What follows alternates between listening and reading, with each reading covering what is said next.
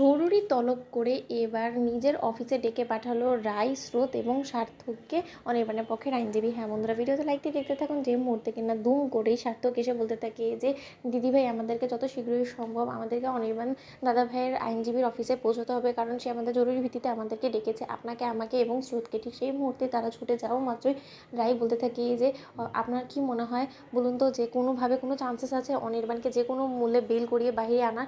ওর কেসটা চলতে থাকুক, চলমান থাকুক, তাতে কোনো রকম কোনো আমাদের আপত্তি নেই, কিন্তু তার সত্ত্বেও ওকে কোনো মতে বেলে গিয়ে বের করে আনা যায়?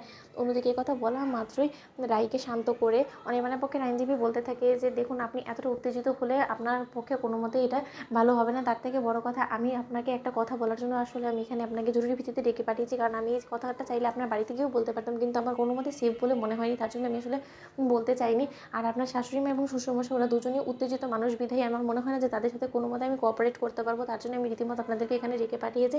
আমার কেন জানি মনে হচ্ছে যে নীলাঞ্জনা যে মিথ্যে বানোয়াটি গল্পটা বানিয়েছে, তার মধ্যে কোনো একটা কিছু আমরা স্কিপ করে যাচ্ছি। এমন কোনো কিছু একটা আছে যেটা কিন্তু নীলাঞ্জনা প্রথম থেকে আপনার মনের মধ্যে ঢোকানোর চেষ্টা করেছিল, এবং ও শুধুমাত্র সেদিন রাতেই এই প্ল্যানটা করেনি, অনেক আগে থেকে ওই প্ল্যানটা করে রেখেছিল, এবং সেই প্ল্যান অনুযায়ী ও এত দিন বাদে এই জিনিসটা এক্সিকিউট করেছে। এবং সেদিন ও ফাঁদ পেতেই রেখেছিল যে ও খুব ভালো করে জানতো যে অনির্বাণ ও ঘরে যাবে, এবং ও ঘরে যাওয়ার সুযোগটাকে কাজে লাগিয়ে অনির্বাণের উপরে রীতিমতো চেপে বসে ও এই অঘটনটা ঘটিয়ে ও সকলের কাছে সিম্প্যাথি গেইন করবে। কিন্তু আমার কেন জানি না মনে হচ্ছে যে এটাতেই ও থেমে যাবে না, ওর এর পেছনে নির্ঘাত বড় কোনো উদ্দেশ্য আছে, যেটা কিনা ও হাসিল করার জন্য ও এই পথটা অবলম্বন করেছে।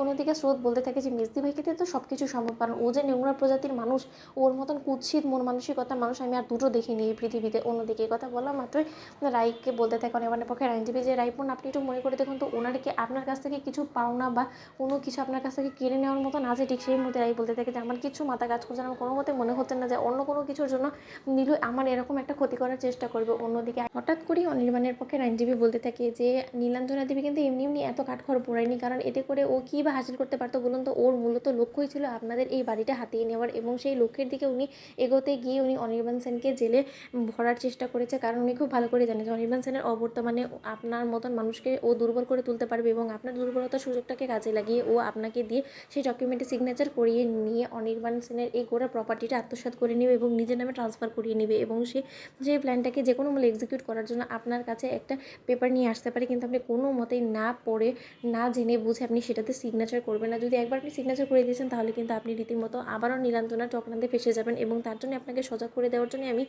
আপনাকে এত দূর অবধি টেনে হিঁচড়ে নিয়ে এসেছি। তার থেকেও বড় কথা, আমি চাই না কোনো মতেই যে আপনার একটা ভুল সিদ্ধান্তের কারণে আরও একবার এই কেসটা আরও বেশি জটিল হয়ে যাক। তো বন্ধুরা, ভিডিওটি ভালো লেগে থাকলে কেমন শেয়ার করে সাবস্ক্রাইব করতে ভুলো না।